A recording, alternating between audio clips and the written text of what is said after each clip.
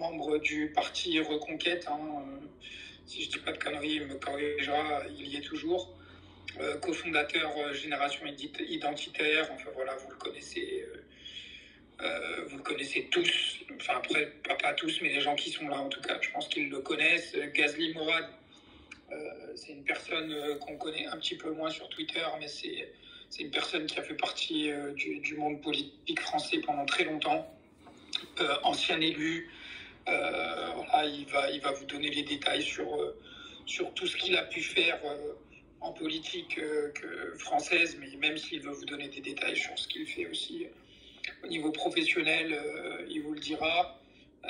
Alors Mourad, vous allez voir très rapidement, ce n'est pas une personne de gauche, c'est une personne de droite. Donc la première question que je vais poser, elle sera à Damien, et c'est est-ce que pour toi, Damien, il existe une identité française, et si oui, comment est-ce que tu la définirais? Bonsoir à tous, merci pour ton invitation. Vous m'entendez bien là, parce que je suis en micro sans fil? Ouais, on t'entend très bien. Ok, parfait. Est-ce qu'il existe une identité française? Bonsoir aussi à mon contradicteur. Bien sûr qu'il existe une identité française. Comment je la définis? Écoutez, c'est une longue sédimentation qui remonte à l'époque des Gallo-Romains, qui s'est construit autour de la religion chrétienne dans un certain territoire, et avec une histoire auquel nos ancêtres ont participé, du baptême de Clovis, Jeanne d'Arc, jusqu'à par la victoire de Charles Martel à Poitiers en 732, qui fait aussi partie de l'histoire de France.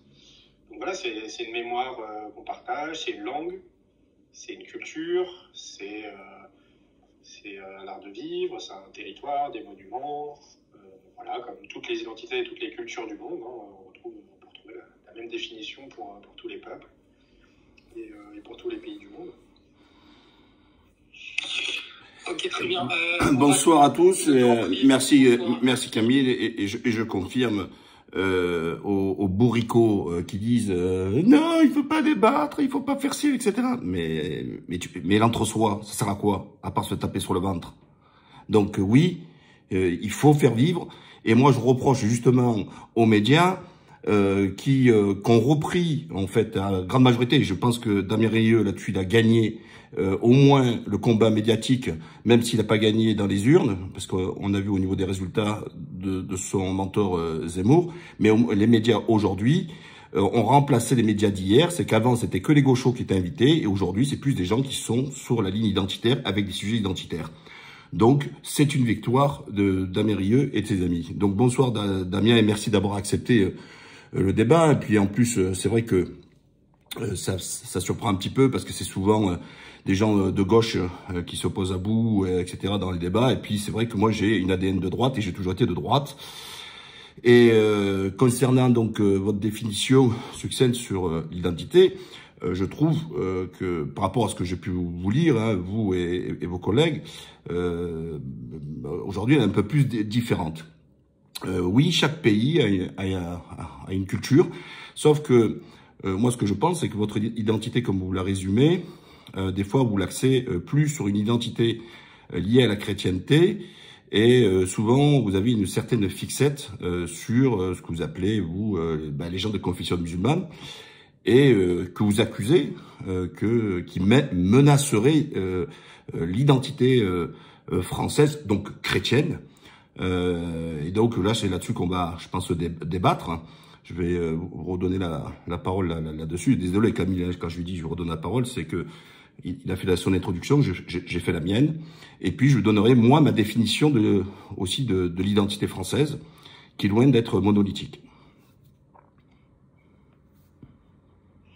Alors, si tu veux répondre, Damien, sinon, Mourad, c'est justement la question qui était posée.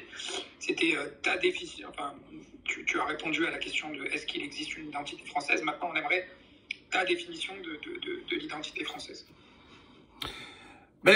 C'est toujours pareil. C'est que Damien nous a fait, en fait, c'était un rappel historique de ce qu'est la France.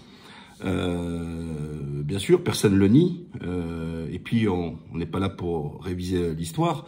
Mais ce qui est important, c'est la question de l'identité. Qu'est-ce qu'est l'identité française? Je pense que c'est là-dessus qu'on va peut-être avoir des grosses différences. C'est que souvent, dans le camp de Damien, c'est des gens qui ont une vision plutôt jacobine des choses, une culture, ce qu'ils appellent assimilatrice. Et moi, j'estime, au contraire, que depuis la Révolution française, nous, les provinciaux, les Girondins, qui avons été cocus par les Jacobins, nous avons toujours résisté à cette identité nationale, et je ne crois pas qu'il n'existe d'identité nationale. Et après, je développerai et je laisse répondre Damien là-dessus. Alors, c'est pas parce qu'il existe une identité nationale qu'il n'existe pas d'autres identités. Il existe une identité qui est civilisationnelle, qui est européenne, qui a un socle, par exemple le socle de la chrétienté. Il existe une identité qui est nationale, et nous sommes une nation pas seulement depuis 300 ans. Et puis, il existe aussi des identités locales. C'est pas du tout incompatible, c'est au contraire complémentaire. Et la France est également riche de ses identités locales. On peut être alsacien, basque, breton, et tout à fait français et européen. Je ne vois pas de contradiction là-dedans. C'est au contraire, je dirais, un peu les poupées russes. On peut être, on peut avoir cette addition d'identité. Et je pense que de toute façon, on ne peut pas être français si on n'est pas enraciné dans une région. Non, justement, c'est que souvent les gens font fi, parce que quand ils parlent de culture, ils disent la culture française, identité française. Vous parlez tout à l'heure de la langue française, mais vous savez bien que nous, dans les régions, on a combattu ça. On a combattu cette assimilation, puisque pendant des décennies, on nous a empêché les langues régionales et on nous a imposé justement le français. Et si aujourd'hui le drapeau bleu, blanc, rouge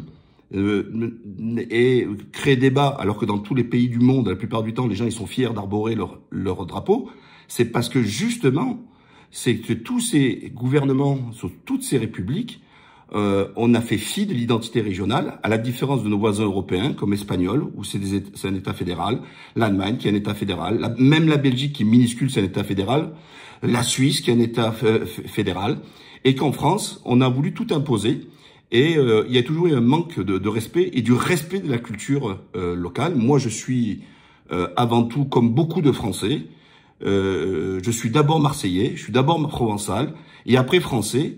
Et si vous me demandez de définir qu'est-ce qu'être Marseillais et Provençal, je suis capable de vous le dire, mais je suis dans l'incapacité de vous dire qu'est-ce que c'est l'identité française.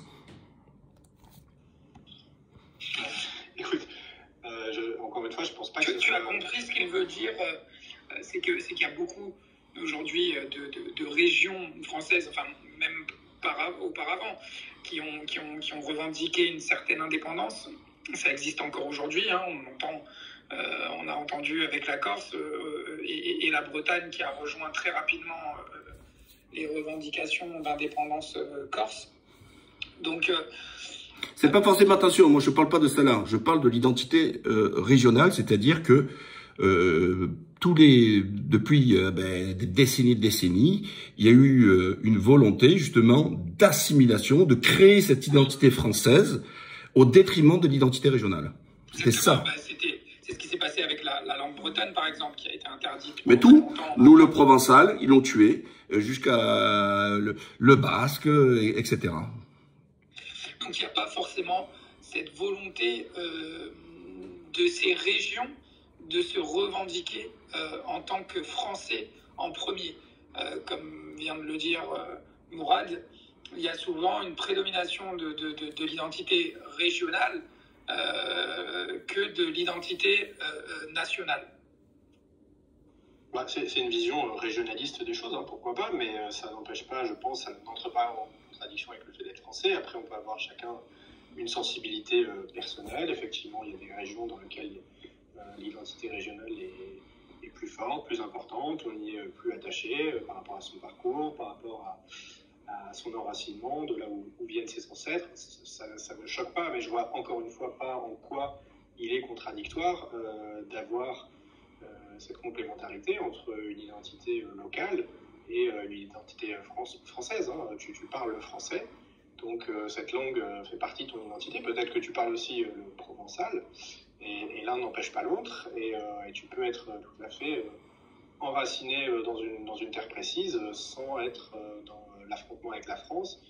Il y a une histoire. Effectivement, dans cette histoire, il se trouve qu'à certaines époques, pour unir le pays, eh bien, il y a eu, c'est sûr, hein, la répression, l'interdiction. Bon, mais ça fait partie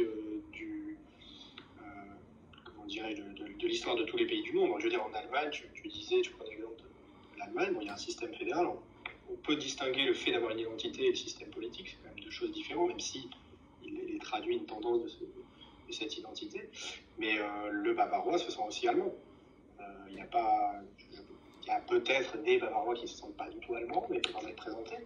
Mais voilà, c'est pas parce qu'il y a des systèmes fédéraux ou fédéraux ailleurs qu'ils ne reconnaissent pas non plus une identité nationale. Ah non, c'est pas ce que je dis.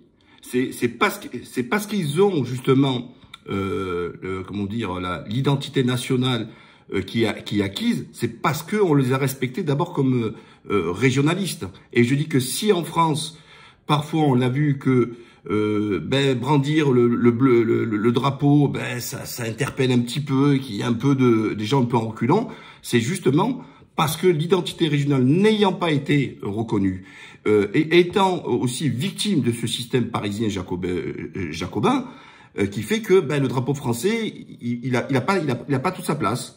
Et c'est en premier lieu l'identité. C'est comme ça que les gens d'abord se définissent. Le breton va dire je suis d'abord breton, le basque, moi le provençal, etc. Et encore une fois, vraiment j'insiste là-dessus. Je sais ce que, en tant que Marseillais provençal, je sais ce que c'est, au Bagné plus précisément, je sais ce que c'est être provençal, et avec ma culture de ma région. Mais encore une fois, je ne sais pas quelle définition tu donnes à l'identité française. Mais définis-moi là, parce que je sais que tu as parlé de chrétienté souvent, etc. Et d'ailleurs, j'en profite pour d'abord aussi une question très simple. Est-ce que tu es pour la laïcité?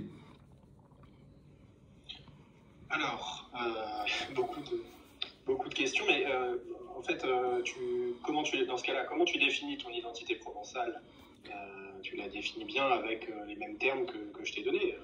Une culture, une langue, des traditions, et puis intrinsèquement à l'identité provençale, il y a quand même la religion chrétienne, tu ne vas pas l'évacuer non plus. Donc je vois pas pourquoi ce qui serait valable et ce qui existerait pour définir ton identité provençale ne pourrait pas l'être pour définir l'identité française, sauf si tu as une définition de l'identité provençale que je n'ai pas comprise. Mais... tu peux répondre sur la laïcité, s'il te plaît? Alors, sur la laïcité, à titre personnel, je pense effectivement qu'il faut que le pouvoir politique soit séparé du pouvoir religieux. Donc, je suis effectivement pour la laïcité. Mais la laïcité ne veut pas dire qu'il n'y a pas une culture et un patrimoine religieux, une culture religieuse. Et en France et en Europe, c'est la religion chrétienne qui, pendant 2000 ans, a unifié et les nations et la civilisation.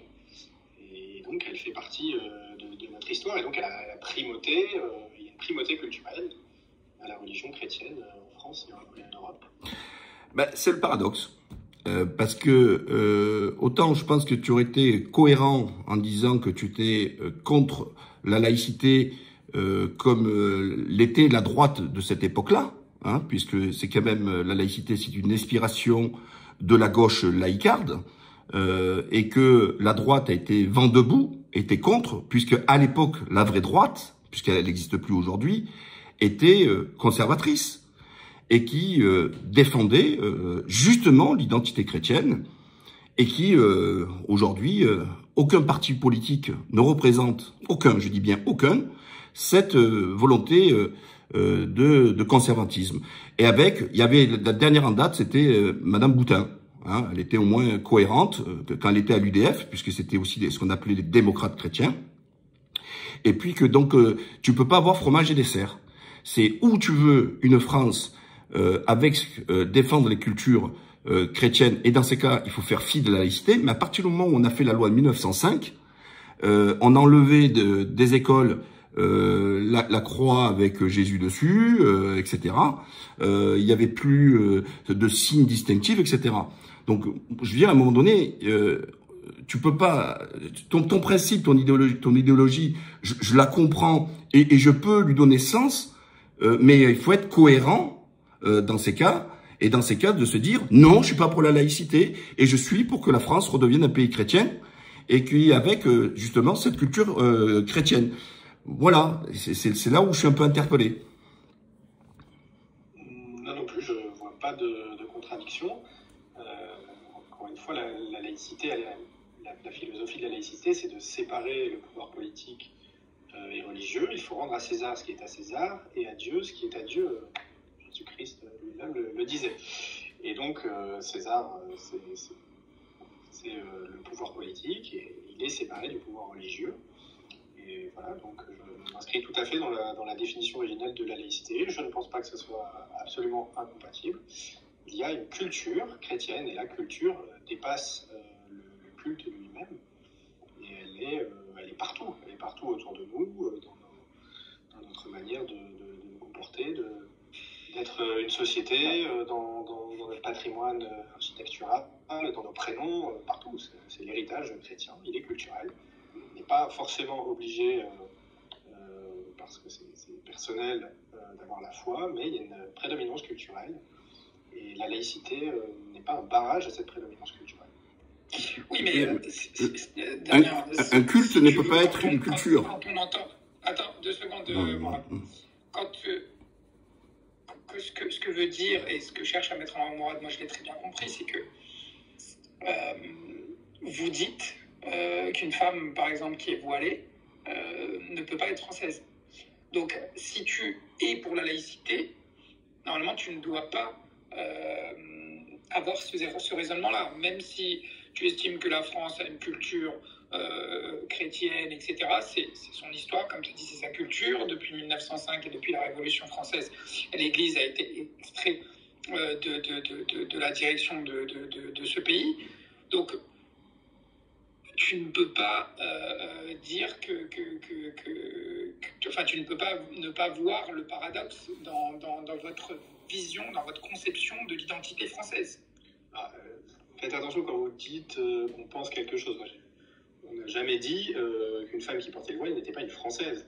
On dit que le voile ne fait pas partie de la culture française. Le voile islamique ne fait pas partie de la culture française. Voilà. Donc c'est différent, mais on peut tout à fait être français et porter le voile. Il y a des Français, ça existe, qui portent le voile. C'est pas ce que disait Morin. C'est pas du tout ce que disait Morin. Tu me trouveras la citation qui dit l'inverse. Simplement, le voile ne fait pas partie de la culture française, ne fait pas partie de notre civilisation. Et puis, il a un marqueur. Il a un marqueur qui est un marqueur qui veut dire, en gros, cette femme, si tu n'es pas musulman, cette femme ne t'appartient pas, tu ne l'auras pas. Voilà. Et c'est un marqueur qui pose problème, puisque c'est pas des questions qu'on se poserait si on avait une très faible proportion de musulmans dans la société. C'est un marqueur qui pose problème parce qu'aujourd'hui, on se retrouve avec des territoires entiers où les femmes qui ne portent pas le voile sont minoritaires et sont obligées de s'assimiler, pour être tranquilles, de s'assimiler à une culture qui n'est pas française, de manière à ne pas être importunées, de ne pas être agressées, etc. Donc c'est une culture, une civilisation, une religion qui ne sont de base pas françaises et qui prennent une place de plus en plus importante dans la société française sur l'espace public, au point aujourd'hui de modifier la substance et la culture de certains territoires et de modifier le comportement de Français qui n'ont rien demandé et qui voudraient juste vivre chez eux sans que leur culture soit modifiée en à peine 30 ou 40 ans. Et sans, par exemple, moi j'ai vécu à la Guillotière à Lyon, voilà, il n'y a que des boutiques halal. Bon, moi je suis un Français, partout en France je dois pouvoir me sentir chez moi. Je ne me sens pas chez moi dans un environnement où tous les commerces sont halal, sont islamiques, où toutes les femmes sont voilées, où ça ne fait que parler arabe, voilà, je suis sur la terre de mes ancêtres, je suis en France, et pourtant je suis plus en France. Et face à ce phénomène, et parce qu'il prend de l'ampleur, il faut des mesures, et c'est dans ce sens-là que, effectivement, il y a des projets d'interdiction du voile islamique. Alors, je pense qu'on commence ouais, je vais rentrer. Ouais, s'il te plaît. Je pense qu'on commence à voir un petit peu mieux la réalité de votre vision, enfin de ta vision et de celle de ton parti, les gens qui pensent comme toi de l'identité française, qui est ultra sexiste, parce que le fait de voir une femme comme un objet qui doit être chassé, enfin qui doit... Je peux répondre, Camille, il faut que je réponde, sinon... Oui, je te passe tout de suite. Vas-y. Parce que sinon on s'écarte, on bat à 3 et là on s'en sort plus. Moi j'ai bien compris. Attends 2 secondes, oui. S'il te plaît, Mourad, je termine juste ma phrase. C'est un peu... voilà, après c'est peut-être la France que tu revendiques, mais c'est ultra patriarcal que de voir la femme comme si c'était juste voilà une personne ou un gibier à chasser dans la rue. C'est un peu spécial. La femme fait ce qu'elle veut, elle ne déambule pas dans la rue pour savoir à qui elle doit appartenir.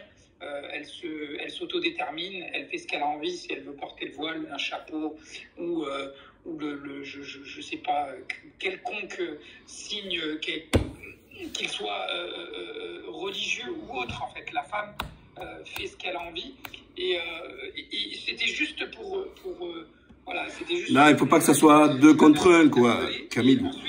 Ouais, il faut pas être 2 contre 1, Camille. Si on débat tous les deux, on peut être 2 contre 1 et c'est déséquilibré. Puis après, moi, j'en perds le fil et voilà, quoi. Je veux dire, il faut vraiment que ce soit un échange, vraiment un vrai débat. Sinon, là, c'est plus de l'animation et voilà. Moi, je veux dire, c'est clair donc Damien, si tu vas à Mayotte, c'est une île historiquement majoritairement musulmane, où il y a des musulmans. Tu vas leur dire que non, qu'ils menacent l'identité française, alors qu'ils sont depuis des générations et des générations des Français de ce département d'outre-mer et qui sont musulmans. Mayotte, c'est un département français depuis combien de temps? Pas si longtemps, mais c'était un territoire de français avant. Donc la différence, c'est qu'il est passé de département, sous Sarkozy, je crois d'ailleurs. Mais avant, c'était un territoire d'outre-mer. Sauf si tu conçois de dire que les Tom ne font pas partie de la France. Moi, je comprends qu'il peut y avoir des exceptions à la règle, notamment parce que c'est un territoire qui se situe dans un autre océan, donc proche d'autres cultures. Mais c'est la France. C'est la France. On va dire que c'est une exception qui confirme la règle. Et voilà, je ne pense pas qu'un territoire qui soit à 99% islamique ait beaucoup de points communs avec la France charnelle.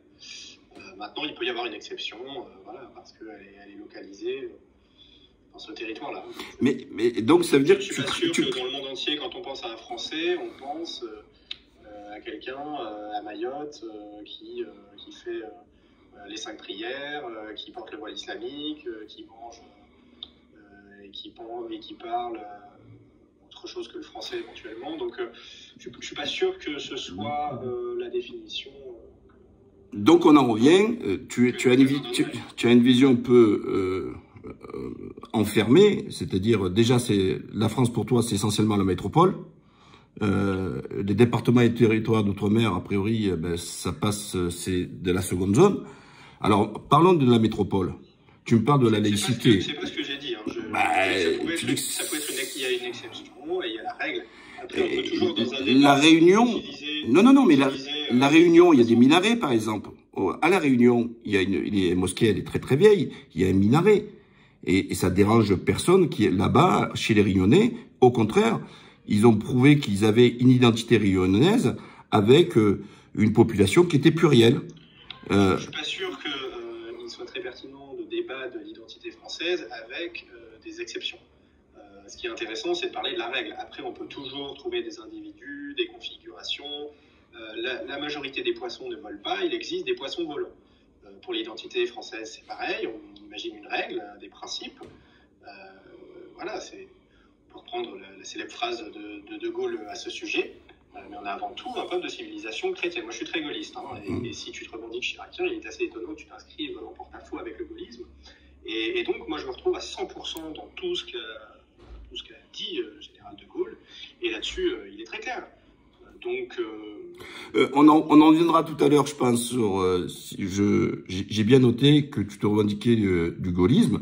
Après, tu peux bien sûr, moi, bien sûr, je suis plutôt gaulliste et je suis un grand chiracien, mais ça m'a pas empêché d'avoir des points de désaccord. Je suis pas les doigts sur la couture et dire mon truc. C'est pas mon dogme. Avec le général de Gaulle. Il y a des choses où je suis en désaccord avec le général de Gaulle.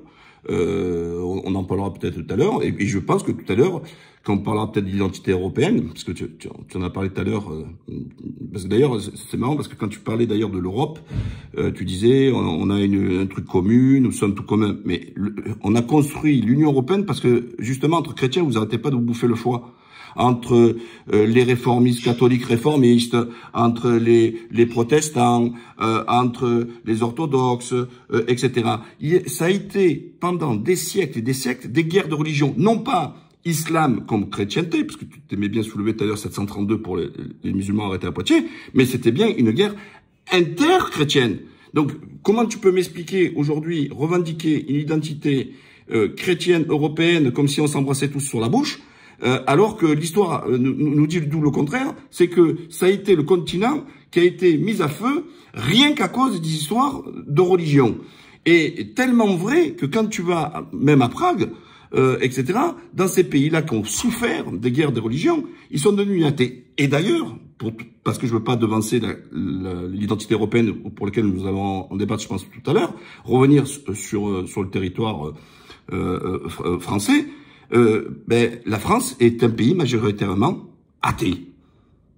Et que pour moi, la chrétienté, c'est un culte. C'est pas une culture. Ensuite, que l'histoire de l'Église a laissé un patrimoine, mais personne ne remet en cause toutes les églises que nous avons dans nos villages et dans nos villes. Personne ne remet en cause que on a le clocher qui sonne, parce que c'est devenu là dans ces cas-là culturel, c'est-à-dire que les gens ont été habitués d'entendre les églises, ça fait partie de notre environnement. Donc quand j'entends qu'il y aurait une forme de menace un peu là-dessus, mais j'ai pas vu de revendication de personnes, notamment des femmes voilées, comme tu parlais tout à l'heure, etc., qui remettent en cause le fait que les églises fassent sonner la cloche. Je vois pas des musulmans qui disent qu'il faut supprimer les églises. Il y a, parce qu'on en parle toujours de cet islam politique, mais sans capable de la définir et nous donner où est leur secrétaire, leur trésorier, mais de quelle base politique ils parlent. Donc en fait.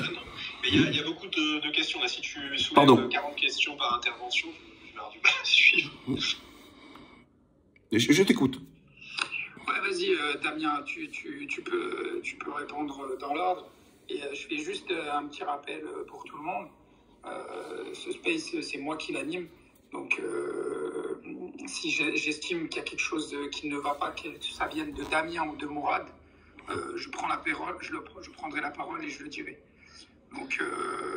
Donc merci Mourad pour tes conseils, mais tu n'es pas en terrain conquis ici. C'est un débat que j'anime et que j'espère tenir du début à la fin. Vas-y Damien, je t'en prie. Alors, pour répondre par exemple sur le sujet des guerres de religion, il y a des guerres entre chiites et sunnites, ils sont pourtant musulmans. Il y a des guerres entre l'Iran et l'Irak ou des tensions entre l'Algérie et le Maroc, et pourtant ça ne les empêche pas de faire partie d'un même bloc culturel, civilisationnel et religieux commun. Donc je ne vois absolument pas de contradiction. Il y a eu effectivement des conflits interreligieux au sein de la chrétienté en Europe, mais au sein de la chrétienté. Et donc il y a une civilisation chrétienne. C'est pour ça que j'ai parlé d'une Europe chrétienne et pas d'une Europe catholique. Donc il y a une civilisation chrétienne. Et on peut tout à fait se battre avec son frère. Ça reste son frère. Donc on a pu effectivement avoir des conflits avec nos voisins. Ça n'empêche pas que ça reste quand même des peuples frères, des peuples de même civilisation. Ce n'est pas du tout antagoniste.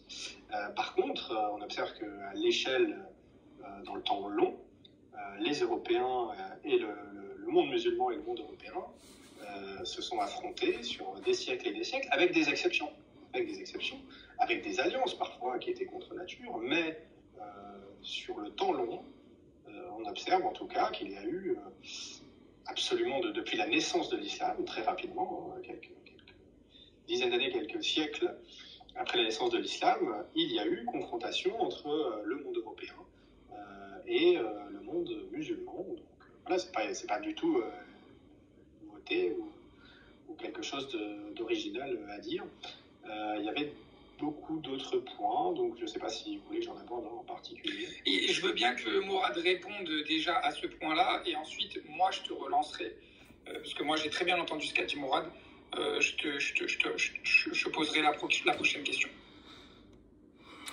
Oui, en gros, on est frères, mais on se bouffe le foie pendant des siècles et on se tape dessus. Mais non pas parce que... c'était des attaques pour imposer son modèle religieux. Puisque tu l'as bien défini, c'est vrai, c'est la chrétienté. Mais la chrétienté, elle est multiple, elle aussi. Et dans ces cas, il y a eu justement des affrontements purement idéologiques pour que les uns et les autres voulaient imposer leur modèle de religion. Et donc c'est pour ça que je dis on peut pas faire fi de tout ça. C'est insulter les millions de morts que nous avons eus en Europe pendant des siècles au nom justement des différences. Et tu peux pas me dire qu'ils sont frères avec tous les gens qui sont morts parce que ils avaient pas la bonne religion chrétienne. Hein. Je parle entre par exemple les catholiques. Comme les chiites et les sunnites. Ils font tous partie de l'Oumma. On peut pas faire les différences parce que déjà les chiites c'est ultra minoritaire dans le monde. Hein, c'est 5%. C'est 5-10% maximum dans le monde musulman. Le monde musulman est surtout sunnite. Mais attention, je suis pas aveugle. Je sais qu'il y a eu... tout à l'heure, tu parlais de l'Iran et l'Irak. Oui, mais je pense pas que c'était une guerre entre le sunnite et les chiites. C'était puisque Saddam Hussein était un laïc.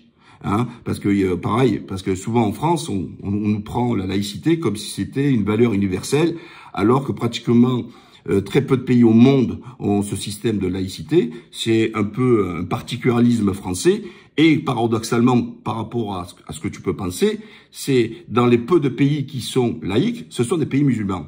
Bon, là, la laïcité, elle n'existe plus maintenant en Irak, mais à la base, l'Irak était un pays laïque. Et je te rappelle que le Premier ministre irakien était chrétien, que nous avons le Sénégal qui est un pays laïque, la Tunisie qui est un pays laïque, la Turquie qui est un pays laïque, et donc pareil quand on dit oui, nous avons un système civilisationnel avec la laïcité, non, c'est vachement proscrit. La laïcité, elle est réduite seulement à quelques pays, à la France, et d'ailleurs tous les pays européens ne sont pas laïques.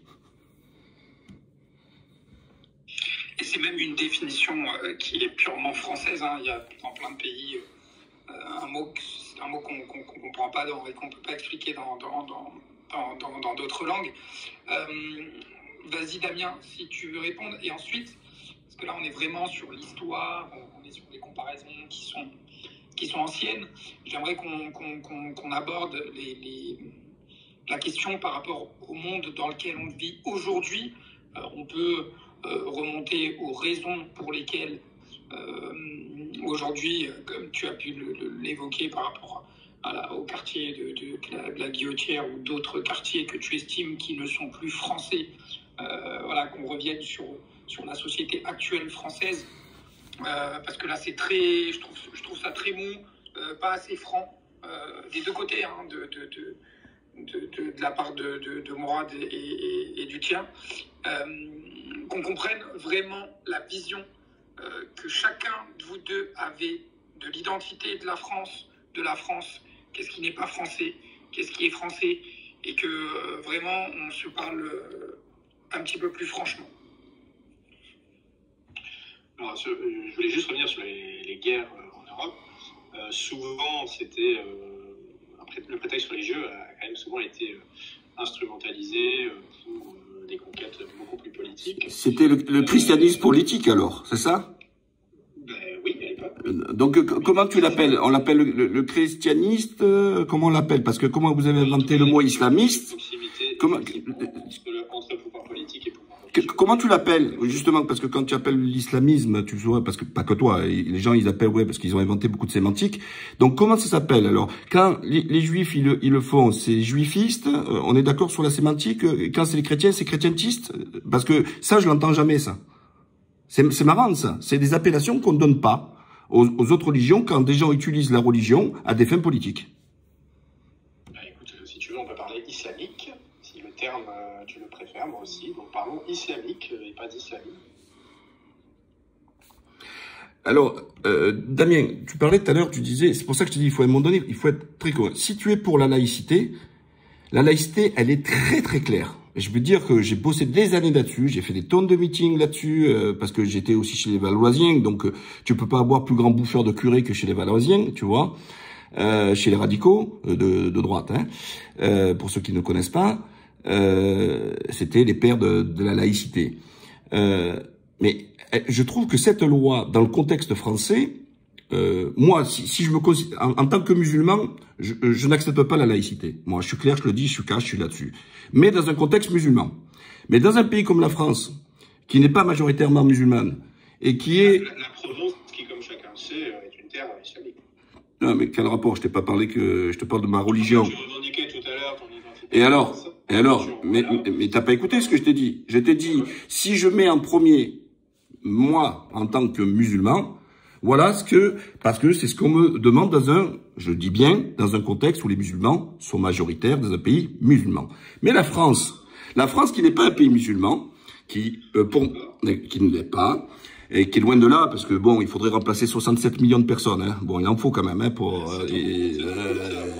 si je veux bien faire une règle de 3, s'il y a 6-7 millions de musulmans, il faudrait qu'ils fassent chacun, je sais pas combien, 50 enfants par... Combien il y a 70 ans? Ah ben, alors, tiens, c'est super, je te remercie de la question. Elle est très pertinente, ta question. Combien de musulmans en 1905? 30 millions de musulmans français, sur 100 millions. La mauvaise. Si, parce que l'Algérie est un département français. Et j'invite tous les gens de vérifier, parce que ce qu'on appelle la fake news, que ce que je dis est vrai. La France, en 1905, c'était la 3e puissance musulmane au monde. La première, c'était qui? C'était le Pays-Bas avec l'Indonésie. Le général de Gaulle a considéré que ça allait être très compliqué d'avoir un pays avec autant de musulmans, enfin un département avec autant de musulmans. Et c'est tout à fait l'analyse qui a motivé la séparation avec l'Algérie. C'est en disant que... tu insultes les résistants, tu insultes les FLN, il n'a pas donné, ils l'ont gagné. D'accord, si tu veux. Mais c'est la vérité. Ils l'ont gagné, le FLN a gagné la guerre. Exact. Ok, ah bon, ok. Ils l'ont gagné. Mais par contre, non, mais là où tu as raison sur De Gaulle, et qui était un homme qui, comment te dire, et c'est pas pour les raisons que tu donnes là, De Gaulle, il a été... D'ailleurs, tes amis politiques, eux, au contraire, ils étaient pour l'Algérie française. Il faut savoir. L'Algérie française musulmane. Et aujourd'hui, ils te disent, on ne veut pas de musulmans en France. Ne parle pas en mon nom, s'il te plaît. Je ne parle pas en ton nom. Ne parle pas en mon nom. Je ne suis absolument pas colonialiste. Je suis absolument contre l'Algérie française. Non, je te parle de tes amis politiques. Parce que... Je n'ai pas d'amis politiques. Mais tu étais au RN. Au RN, le père Le Pen, c'est quoi? C'était l'Algérie française, c'est l'OS. Mais moi, je suis contre. Ah ben très bien, alors désolé, donc je m'excuse. Je te fais pas toi le procès, je pensais comme tu étais dans le parti que tu soutenais l'ADN du parti, mais l'ADN du Front National, d'ailleurs les premiers militants... Je t'ai dit que j'étais plutôt gaulliste, donc ça s'inscrit pas spécialement dans une... Mais tu viens du FN. Française ad vitam aeternam. Mais tu viens du FN. Oui, parce qu'il y a des questions plus importantes quand on fait un choix politique dans un parti que ce qui s'est passé... Ok, alors De Gaulle, pour revenir à De Gaulle, parce que ça, je veux dire, la position que je donne, hélas, elle n'est jamais reprise parce que c'est toujours les mêmes qui sont invités sur les plateaux. De Gaulle, quand il te dit « je veux pas que colomber les églises, ça doit colomber les 2 mosquées ». C'est vrai qu'il a dit ça.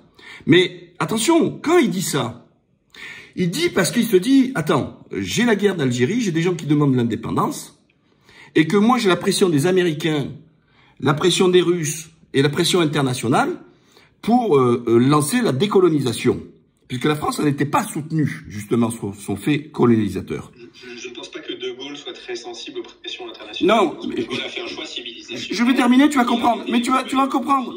Mais tu vas comprendre. Si on continue à avoir un département d'Algérie. Laisse-moi terminer. Mais c'est parce que tu sais pas, tu connais pas ma chute.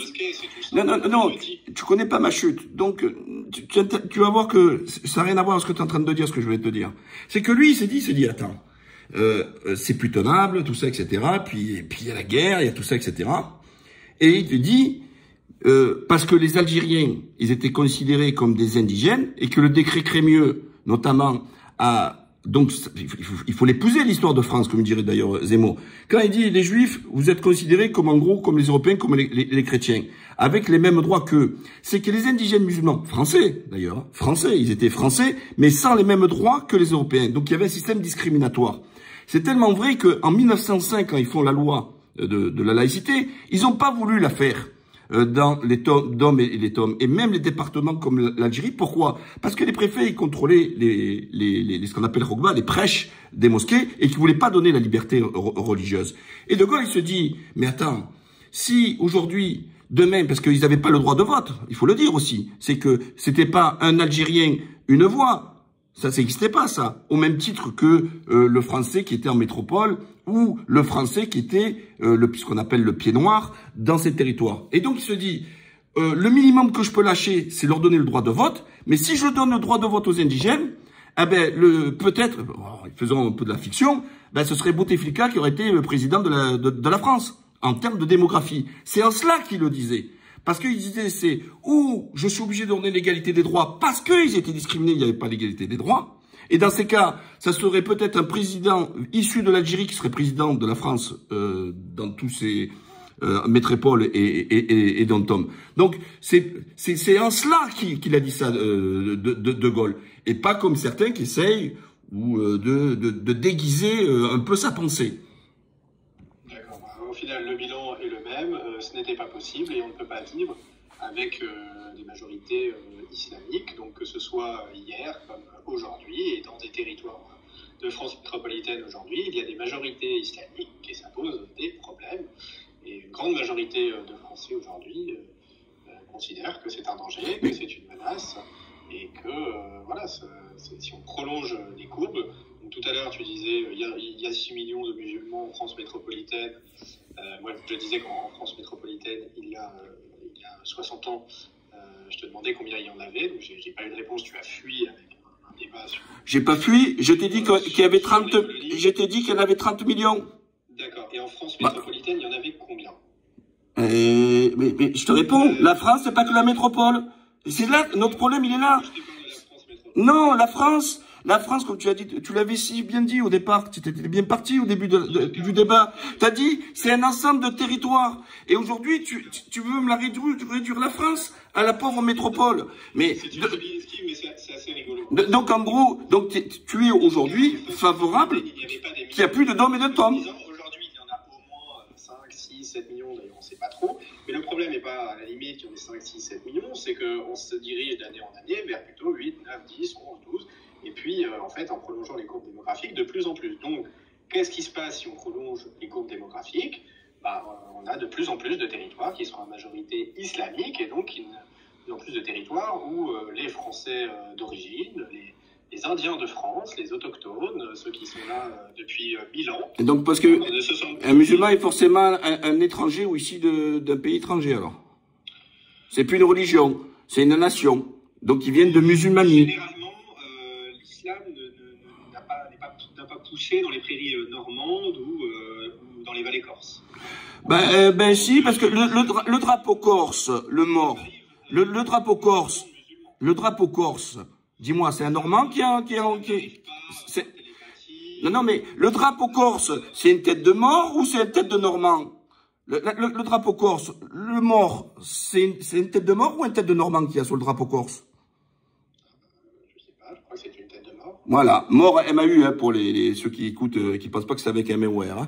Hein. Et puis, mais dans la langue française, pour te dire, nous avons, non, la langue française a dans son sein des mots qui viennent de l'arabe, parce que je sais que ça fait mal, abricot, amiral, sofa. etc. Ça s'est ajouté. Toi, le problème, c'est que toi, 1 plus 1, ça égale à 0. Non, 1 plus 1 égale 2. Donc, la France, il peut avoir justement des gens qui sont chrétiens, athées. D'ailleurs, la France est majoritairement athée. Et ça, on n'en parle pas assez. Et je veux dire que les histoires de religion, ça les gonfle. 17% des Français sont baptisés. Oui, mais baptisés, ils te disent tous qu'ils sont athées. C'est la première religion en France, c'est l'athéisme. Donc, ils revendiquent pas. Le problème, c'est que quand vous leur revendiquez une identité chrétienne, c'est seulement pour s'opposer aux musulmans. Mais déjà, c'est pas les musulmans qui sont victimes que les églises se vident. C'est pas, etc. C'est sur des musulmans qui viennent égorger des gens dans les églises. Bah non, ça s'appelle des terroristes, ça. Ah bah oui. Voilà. Baguette magique. Ça s'appelle terroriste. Bah oui. Bah pour moi quelqu'un qui... Ben, il peut se revendiquer. Et tu sais, et le nombre d'élus. Je connais bien la religion du terrorisme. Non. Le prophète du terrorisme. Non, mais quand tu as des élus qui se disent républicains et qui violent les lois et qui sont condamnés par la République, ils sont républicains. Ils se revendiquent d'être républicains. Quand Isaac, il est ministre, je parle pas d'un mec qui est dans la Pacoule, adjoint au maire dans un village de 500 habitants. Le mec, il est ministre. Tu réponds pas trop. Mais j'y réponds. Il est ministre. Il te dit, je suis républicain. Et qu'est-ce qu'il fait? Eh ben, il commet un délit. Est-ce que pour autant, et pourtant, mais, parce que, mais lui, il se revendique comme tel. Est-ce que pour autant, ça l'est? Je ne commets pas le délit en disant, c'est au nom de la République que je commets ce délit. Mais, il peut dire ce qu'il veut, le mec. Le problème, c'est que toi, tu veux donner du crédit, parce qu'en fait, toi, tu es un complice de ces terroristes. Parce que quand toi, tu leur attribues leur part d'islamité, c'est que tu valides... Oui, parce que, en fait, toi, tu es leur ami. Parce que quand toi, tu leur considères leur part d'islamité, eux, au contraire, tu abondes dans son sens. Alors que nous, ceux qui sont musulmans normaux, on le condamne avec force parce que on peut se permettre de dire qu'ils sont sortis de l'islam parce qu'ils n'ont pas respecté les codes de l'islam. Et dans l'islam, même dans la guerre, dans la guerre, dans l'islam, tu ne tueras ni femme, ni enfant, ni vieillard, ni les personnes qui se rendent, et même c'est même écologique, la guerre islamique. Parce que tu n'abats pas les arbres. Je peux répondre? Oui. Mahomet n'a jamais ordonné la mort de civils. La mort de civils? Oui. Non, il n'a jamais fait tuer des civils. Non. Jamais. Ah non, c'était proscrit. Et encore moins. Et quand ces prisonniers, il leur donnait même, je vous libère si vous apprenez à lire et à écrire aux musulmans. Voilà ce qu'il permettait. Pour les esclaves, ouais, exactement. Hein? Et voilà. Il disait, si vous apprenez aux prisonniers à lire et à écrire, je vous libère. Voilà.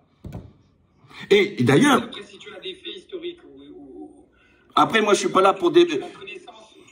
Je suis pas là pour faire de la théologie. Moi, j'ai une autre question. Pourquoi donc ceux qui se rendent coupables d'actes de terrorisme, pourquoi il n'y a pas des fatwas contre eux pour les dénoncer? Et pourquoi il y a 95% des imams ont dénoncé les attentats terroristes. Enfin, si tu prends les musulmans dans leur grande majorité, sur l'attaque contre Salman Rushdie, il y avait des millions de musulmans dans les rues. Ça a strictement... Enfin, ouais, mais après, tu sais... Désolé, Ça bégaye. Non, c'est pas ça, c'est que sur Rushdie, tu me parles de Rushdie, mais en fait, c'est vous qui devez nous dicter pour qui on doit intervenir et pas qui... Moi, je l'ai fait, donc il n'y a pas de souci, donc j'ai pas de problème là-dessus, mais quand même... non, mais vous n'avez pas, vous, à nous dicter les choses. Quand il y a la Saoudienne qui est mise en prison parce qu'elle a tweeté et que le roi saoudien vient piétiner le sol français alors qu'il avait déjà découpé un journaliste et qui s'embrasse avec Macron, désolé, 95% des musulmans de France, ils condamnent le système de l'Arabie saoudite. Et ça, on le dit pas. Et nous, on laisse le prince saoudien venir souiller la France, venir là, s'embrasser avec Macron. Que dire de l'Émirati? Mais non, c'est la réalité, parce que ça te dérange. Parce que nous, on le condamne. Mais ça... Vous condamnez parce qu'il y a une concurrence entre plusieurs systèmes islamiques, c'est tout. Quel système? Non, mais pas du tout. Mais quel rapport? Le problème, c'est que quel rapport? Ah oui. Le wahhabisme, on le condamne. Le wahhabisme, on le condamne. C'est ce que je disais. Le wahhabisme, on le condamne. Mais le wahhabisme ne fait pas partie d'une école religieuse. C'est une secte. Ça, c'est votre problème, en fait. Mais c'est pas notre problème, c'est le problème de la France.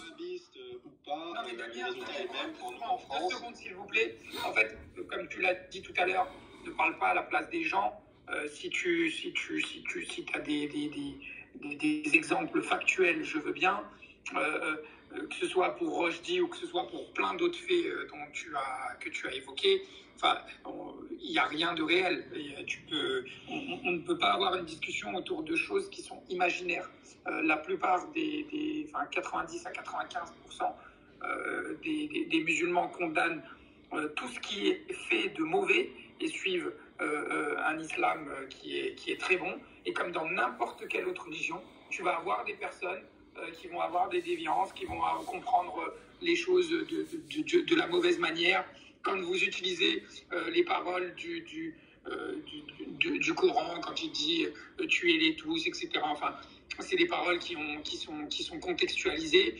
En 1900, entre 39 et 44 ou 45, enfin, faut voir ce que les Français disaient des Allemands. Aujourd'hui, c'est pas forcément valable. Donc, on ne peut pas, généraliser et surtout décontextualiser et essayer de faire passer la religion musulmane comme une religion guerrière qui voudrait la mise à mort de tout être qui ne serait pas musulman. Si tu connaissais un minimum la vie du prophète et ce que racontent les historiens par rapport à Mahomet, tu saurais que c'est un être de paix et il a même. C'était pas un chef guerrier. Mais parce qu'il y a eu la guerre. Un être de paix. Un être de paix qui faisait la guerre. Oui, d'accord. C'est pas un être de paix, un être de paix qui fait la guerre. Mais attends, mais en fait, c'est pas. Si dans un contexte, il y a une guerre, enfin, il y a eu un exode, il y a eu un égir, un exode. Et du coup, il se sentait tellement menacé qu'il est allé jusqu'à Poitiers, parce que la ville de Poitiers. Mais ça, c'est pas le prophète. Non, c'est les disciples du prophète. C'est vrai, c'est totalement différent. Oui, et qu'est-ce qui s'est passé? Pourquoi est-ce qu'il est parti aussi loin? C'est parce qu'à chaque fois, en fait, il laissait les pouvoirs qui étaient en place et les gens se convertissaient. Donc c'est pour ça qu'il a réussi. Bon, franchement, on n'est pas à l'affaire des cours de théologie. Moi, c'est pas ça qui m'intéresse. Moi, ce qui m'intéresse, c'est le citoyen français. Non, mais je vais pas rentrer dans le débat. Il a le droit de pas aimer les musulmans. Il a le droit d'avoir peur de tout ça, etc. Mais moi, la seule chose qui me dérange, moi, c'est Damien, c'est que il prend pas un musulman qui pratique sa religion alors qu'il dit qu'il soutient la laïcité. C'est ça qui me tue. C'est-à-dire que la laïcité, c'est la liberté religieuse et c'est pas justement de venir juger si le morceau de tissu sur la tête ou sa pratique. Non, c'est une loi d'équilibre qui est parfaite. C'est à moi, l'État, de m'occuper de la vie de la cité, aux religieux de s'occuper de leur religion et de pas d'interférence. La vie de la cité, c'est la rue, c'est partie de la vie de la cité. Donc quand tu es chez toi, dans ton appartement, tu peux mettre tout, le hijab, burqa. Mais la laïcité, elle dit pas de l'interdire, la preuve. C'est pour ça qu'il n'y a pas de loi. Mais justement, tu donnes une mauvaise lecture de la laïcité, parce que sinon, ça serait interdit, le voile. De ta religion qui soit discrète sur l'espace public. C'est écrit nulle part discret dans la laïcité. Cite-moi dans la loi 1905, sors-moi les textes exacts où c'est écrit ce que tu viens de dire. Ça n'existe pas. En fait, tu lui fais dire. Tu lui fais dire. Mais pourquoi ça n'existe pas? Parce qu'à l'époque, on n'était pas menacé par une islamisation du pays. Donc c'est sûr que... Mais la France, elle avait des musulmans, je te l'ai dit, il y avait 30 millions en 1905 de musulmans. Ok, alors, tu sais de quand elle date, la mosquée de Paris? 1905, peut-être? Non, c'était la première fois qu'on a violé la laïcité en métropole. C'était pas pour te piéger, c'est seulement elle a été faite entre 1918 et 1922, et c'était pour remercier justement, à la base, c'était pour tout ce qu'on appelait les goums marocains qui avaient combattu pour la Première Guerre mondiale. Une mosquée qui est radicale, hein, d'ailleurs. Même la mosquée de Paris, même la grande mosquée de Paris est radicale. C'est pas le sujet. Si tu appelles ça radical, pour moi, c'est l'islam politique, la mosquée de Paris. Évitons le sujet, mais quand même. Non, mais seulement une parenthèse, t'as raison. T'as raison. Comment te dire, la mosquée de Paris, c'est une mosquée politique qui fait de l'islam politique parce qu'ils ont appelé Castaner et pour appeler à voter Macron. Voilà. Et qu'ils ont piétiné la loi du séparatisme. Donc tu as raison. Donc je vais pas te dire contre, tu as entièrement raison. Et c'est bizarre que ni toi ni tes proches, personne n'a fait un signalement au parquet pour demander. J'ai fait, en tout cas, je surveille régulièrement ce qui se passe dans la grande mosquée de Paris. Non, mais sur le fait que Castaner est allé faire dans un lieu de culte un appel justement politique avec le recteur de la mosquée de Paris. Ça, c'est inadmissible. Ah, mais écoute, ça va pas empêcher l'UOIF, les frères musulmans, d'appeler à voter Macron. Hein. Ben, je suis pas l'UOIF non plus, alors là... moi, j'ai toujours condamné les religieux qui viennent appeler là au secours, coucou, il faut sauver les politiques en place, etc. La politique de cette terre là, toujours, je fais pas partie du Front républicain, voilà, tu vois, je suis pas Front national, je suis pas de ton camp là, comme ils appellent ça, la Reconquête, mais je serai jamais Front républicain, voilà, parce que c'est du foutage de gueule. Parce que quand tu les vois aujourd'hui, qui sont élus, ils sont députés à l'Assemblée nationale et on leur permet d'être vice-président, etc., c'est qu'ils sont bien républicains. Donc en plus, c'est qui? C'est pour ça que des fois, avec toi, j'ai du mal à comprendre. C'est comment s'attribuer le pouvoir de dire, alors moi j'ai la légitimité, je suis un bon Français, toi t'es un mauvais Français, c'est qui donne les bons et les mauvais points? Comme les mecs te disent, ah ouais, mais eux ils sont pas républicains, et eux ils sont républicains. Non mais c'est qui a autorité là-dessus? Mais qui a autorité là-dessus? Moi, je me permettrai pas de disqualifier quelqu'un sous prétexte qu'il a une opinion différente de moi ou sous prétexte qu'il a une religion qui est différente, comme toi tu le fais. Toi, t'as un problème, c'est l'orticaire. T'as peur de l'islam. Alors, je peux comprendre si t'écoutes beaucoup BFM et CNews. Moi aussi, j'en ai peur des fois. Non, j'en ai très peur. J'en ai très peur. Le 13 novembre, c'est pas BFM et CNews, c'est le réel. C'est du terrorisme, mais... Le 14 juillet à Nice, c'est le réel. Donc oui, on peut avoir peur quand on se fait égorger dans une église, quand on va à la messe à Nice. Et t'as échappé? Et qu'on croise, laisse-moi parler. Oui, vas-y. Ibrahim Aouissaoui et qu'on se fait égorger au nom d'Allah. Je suis désolé, c'est pas un fantasme, et c'est pas BFM, et c'est pas CNews. Ok. Et qu'est-ce que tu penses de tous ces Français qui sont partis en Syrie pour tuer des musulmans? Ils ont pas tué des chrétiens, ils ont tué des musulmans. Ceux qui sont partis... Ils ont aussi tué des chrétiens. Ah bah oui, il faut pas être très sélectif, ils tuent tout le monde.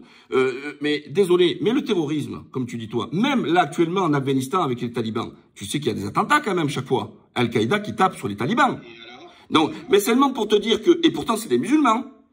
Oui, il y a des musulmans qui se tuent entre eux et des musulmans... Non, c'est pas des musulmans qui se tuent entre eux, c'est des terroristes. Le problème c'est que toi tu veux disqualifier le mot terroriste. Pour toi, si le gars il est musulman et qu'il se revendique même en tant que tel musulman ou etc., il est forcément c'est islamique. Non. Un musulman qui fait une connerie, on l'appelle terroriste. Hop, il est plus musulman. Non, mais non, c'est pas que c'est magique. C'est parce que pour toi, ça t'échappe totalement. Donc pour toi, quand tu prends la définition de terroriste, c'est celui qui veut créer la terreur. Donc toi, quand c'est un chrétien qui le fait, ben c'est bien. Et quand c'est un mec qui te dit, par exemple, les Brevnik, tu vois, tous ces mecs-là qui viennent de ton corpus idéologique, hein, on sait bien, identitaire, ben dans ces cas, c'est quoi? Alors quand il dit, je défends la chrétienté et face aux musulmans, est-ce que lui, tu te sens proche de lui ou tu te sens pas proche de lui? Mon corpus, c'est pas de massacrer mon peuple comme il a fait, je vois pas trop. Non, mais Brevnik, là, tu sais le mec, là, comment il s'appelle, Camille, aide-moi, comment il s'appelle? Le gars, là, qui a tué, parce que... Oh, Brevnik, mais c'est la même idéologie que toi. Les attentats d'extrême droite aujourd'hui. Mais elles existent. Je parle pas, moi, d'extrême droite, je parle d'identitaire. En France, en tout cas, je suis désolé de vous dire que l'islamophobie n'a jamais fait un mort, il n'y a pas eu de gifle, il n'y a même pas eu... il n'y a rien eu. Ah bah si, L'islamisme a fait des centaines de morts, donc c'est tout à fait normal que les Français s'en inquiètent. Aujourd'hui, 67% des Français sont inquiets. Heureusement que la police travaille contre tous les extrêmes, contre toutes les organisations politiques.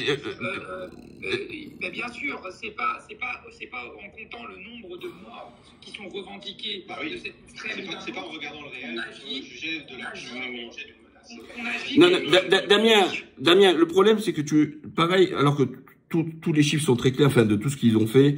Je vais pas revenir sur le mec de Nice qui avait rien de musulman, qui était plutôt homosexuel et etc. Non, mais bien sûr. Mais il a tué 30%. Il y avait 30% il a pas fait le tri avec sa bagnole. Il a tué 30% de musulmans. Mais il a tué des musulmans. Et donc, quand tu as des chiffres, et pour toi, pour moi, quand tu arrives et tu dis à ces pauvres victimes qui étaient de confession musulmane, et tu leur dis que celui qui l'a tué, il a tué au nom c'est un musulman qui l'a tué parce qu'il était ça, tu te dis que tu les insultes, les morts. Tu les insultes. D'accord, il a tué quoi, alors? Mais au nom de son fanatisme, un terrorisme, il a toujours une revendication. Non, mais quel que soit le terrorisme, quelle que soit sa substance, ça peut être l'extrême rouge, l'extrême droite, on les a connus d'ailleurs, hein, parce qu'ils ont tué, hein, les brigades rouges, tout ça, ils ont tué quand même en Europe beaucoup. Ils ont tué en France, ils ont fait des attentats, tu l'as oublié celle-là. Au nom de quoi? Soi-disant, au nom de l'idée prolétarienne, etc. Est-ce qu'on a fait le procès aux prolétaires d'être justement qu'eux, ils ont tué, soi-disant, parce qu'ils défendaient une idéologie prolétaire? On a fait peut-être le procès à l'extrême gauche. Non mais, t'entends ce que tu veux dire? De ses accointances et de ses complicités avec ce type d'action violente, oui. Donc, s'il te plaît, Mourad, Damien, merci beaucoup. Ah, ça m'aimerait bien faire sur l'Europe, seulement pour lui dire. Pour les questions importantes sur l'identité européenne. Oui, Mourad, s'il te plaît, quand je prends la parole, respecte un minimum. Je sais que tu es très passionné par ce débat. S'il te plaît, laisse-moi l'organiser du mieux que possible. Oui, on peut poser une dernière question sur l'Europe. Et ensuite, parce que j'ai promis aux auditeurs, et c'est comme ça qu'on avait organisé le Space, il y aura des questions, quelques questions d'auditeurs. Donc, il y a plein de gens qui attendent depuis tout à l'heure, qui lèvent la main et qui m'envoient des DM. Donc, on va vous faire monter, les amis. Et j'ai relevé des questions qui sont revenues plusieurs fois et on va les poser. Donc, Mourad, je t'en prie.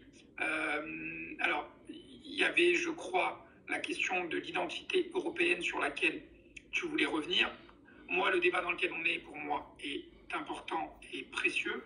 Donc, je t'en prie sur la question européenne et ensuite, on reviendra sur la discussion qu'on est en train de mener avec différentes questions des auditeurs. Damien disait qu'il était gaulliste pur et souche et défend une Europe qui doit être confessionnelle ou qui l'Europe chrétienne. Ok. Sauf que De Gaulle, qu'est-ce qu'il a dit en 1958 à Ankara? Il a dit la Turquie doit être dans l'Union européenne, elle doit être dans l'Europe, et pas l'Angleterre. Parce que De Gaulle était opposé à l'entrée de l'Angleterre. Non, pas parce qu'ils étaient chrétiens, c'est parce qu'il avait d'autres raisons qui étaient plutôt politiques. Et par contre, il était favorable de l'entrée de la Turquie.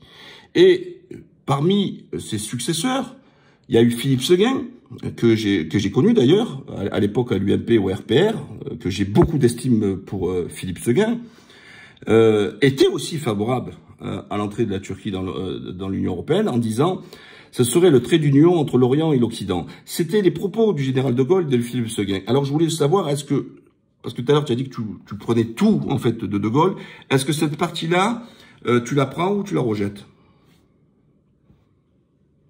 Alors je ne connais pas cet épisode. Tu chercheras sur De Gaulle, sur Turquie, tu fais Turquie et De Gaulle, tu verras, tu le trouveras, discours d'Ankara, 1958. 1958. Mon premier désaccord avec le général, pourquoi pas.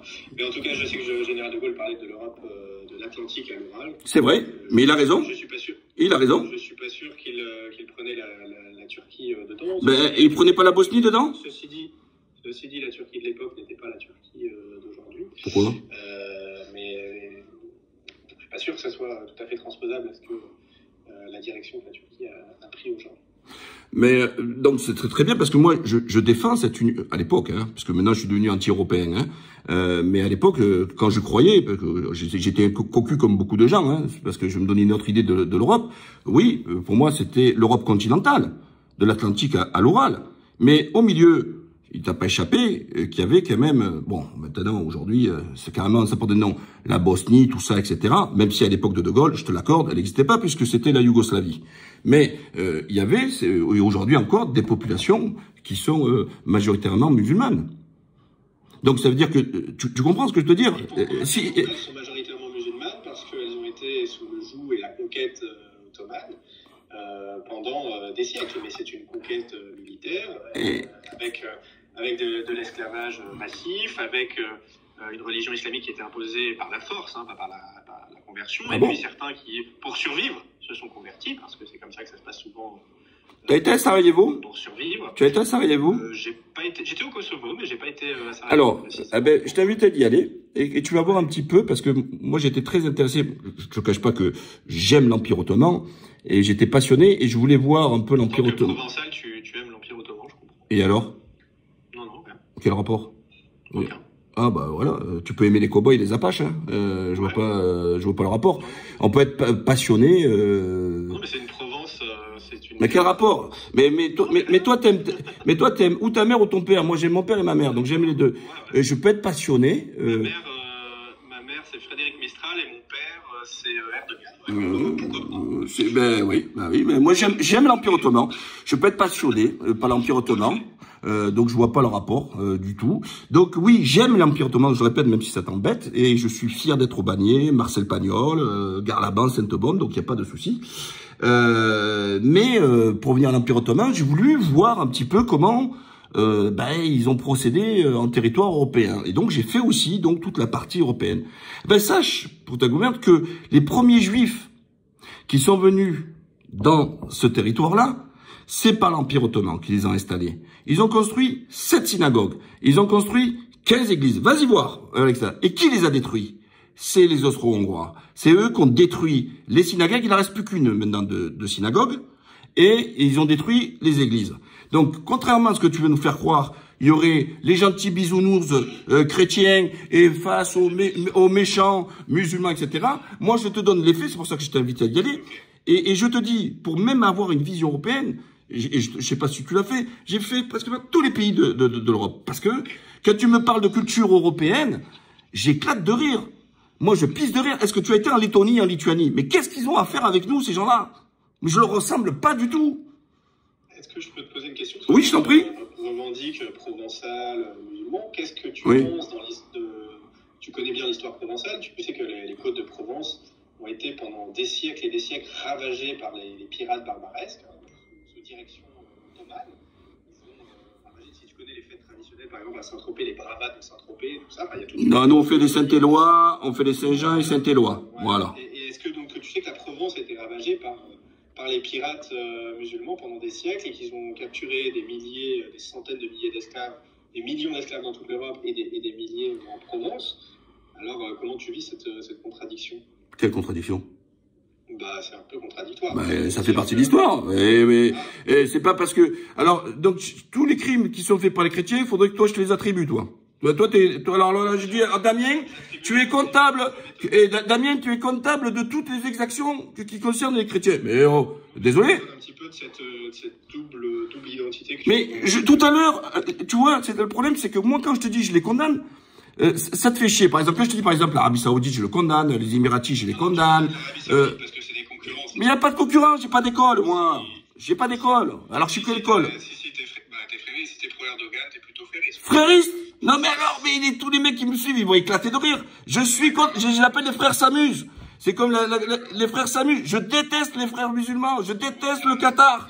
Et donc, t'as tout faux. Mais j'adore Erdogan. Mais Erdogan, c'est le général de Gaulle de la Turquie. Et oui, il développe l'économie de son pays. Et quand tu viens me faire croire que Erdogan est truc, tu sais combien de Russes ici? Moi, je vis en Turquie, je vis à Alanya. Tu sais, on a 7 millions de Russes. Et je peux te dire, elles portent bien le string, elles montrent des décolletés, et elles se sentent plus en sécurité en Turquie qu'en France. Comment tu me l'expliques? Et ma femme est russe. Ça te va? C'est une femme d'Ukraine, elle est du Donbass, de nationalité russe. Ça te va? Elle est chrétienne? Chrétienne orthodoxe. Comme tous les gens du Donbass. Non, mais c'est pour lui parler d'Erdogan, parce qu'il parlait sur Erdogan. Oui, j'aime Erdogan. Et il nous le fait passer comme si c'était un taliban. Viens, Damien, je t'invite. Damien, tu sais quoi? Chiche. Tu viens avec moi en Turquie et montre-moi qu'est-ce que t'appelles toi l'islamisme et compagnie. Viens me le montrer. Je t'invite. À mes frais. Même l'histoire, aujourd'hui, c'est devenu, l'islamisme, c'est devenu un thème. Sans vraiment connaître il n'y a même pas vraiment de définition à l'islamisme, ça veut strictement rien dire. C'est islamisme, judaïsme, christianisme, voilà. Est-ce que les femmes peuvent se balader en string à Ankara?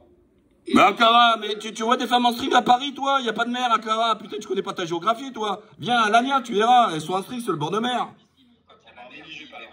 Ben oui, bien sûr. Bien sûr, mini-jupe, décolleté, il n'y a pas de problème. Et même avec une perruque. Mais bon, on s'en fout, en fait. Le plus important, c'est que les femmes puissent faire ce qu'elles veulent. Bien sûr, encore heureux. Si elles veulent mettre un string, Voilà. Et puis le plus important, c'est que les Français fassent ce qu'ils veulent et que la France reste française. Bien sûr, mais il faut que tout le Ah, mais oui, non, c'est pas ce que tu dis, Damien. Tu dis pas la France, tu veux qu'elle reste aux Français. Tu dis, toi, la France doit rester aux Français sans les musulmans. C'est pas la même chose. La France doit rester aux Français et elle doit rester française. Oui, mais bon. Ben ouais, bon, ça c'est à part le slogan, j'ai pas compris. Damien.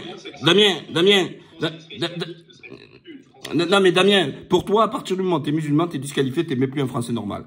Bon, à titre d'information. En fait, si tu veux, tu as une vision de la France. Personne ne parle ici au nom des Français. Les Français parlent pour eux-mêmes. Si, les Français parlent dans les urnes. Les Français parlent dans les urnes. Exactement. Et ils ont dit reconquête 1% législative. C'est tout. Alors déjà 1%, déjà c'est faux. C'est combien? 1,2? À la présidentielle. 7% dépassé à la présidentielle. Ça, on le sait. Ok, combien aux législatives? Combien aux législatives? Et puis je pense qu'il n'y a pas que Reconquête qui défend, il n'y a pas que Reconquête qui s'inquiète de l'islamisme. Je pense que le score du Rassemblement National au second tour était aussi montre. Non, il a été parce qu'elle a été sur le pouvoir d'achat, Damien. Et tu le sais très bien. Parce que... Si c'était uniquement pour le pouvoir d'achat, c'est Mélenchon qui aurait été au second tour. Non, il a pas été loin. Hein. Désolé, il n'a pas été loin. Hein. Il n'a pas été loin, hein, Mélenchon. Marine Le Pen, je te rappelle quand il y a eu la campagne et que Zemmour, il sort, tous les médias, ils disent, mais comment ça se fait que vous parlez pas d'identité? Regardez, elle dit, non, moi je parle de pouvoir d'achat. Ils disent, ouais, mais elle est en train de chuter. Et elle a commencé à baisser. Et lui, il commençait à grimper. Et puis... Il nous reste 10 minutes si vous voulez prendre des questions. Si ouais. vous prendre des questions peut-être. Mais la vérité, elle est bonne à entendre. Elle a gagné sur le pouvoir d'achat, Marine Le Pen. Parce que c'est une femme de gauche. C'est pas une femme de droite. C'est une gauche nationaliste. Le père était de droite. Et le père était de droite. Et elle est laïcarde.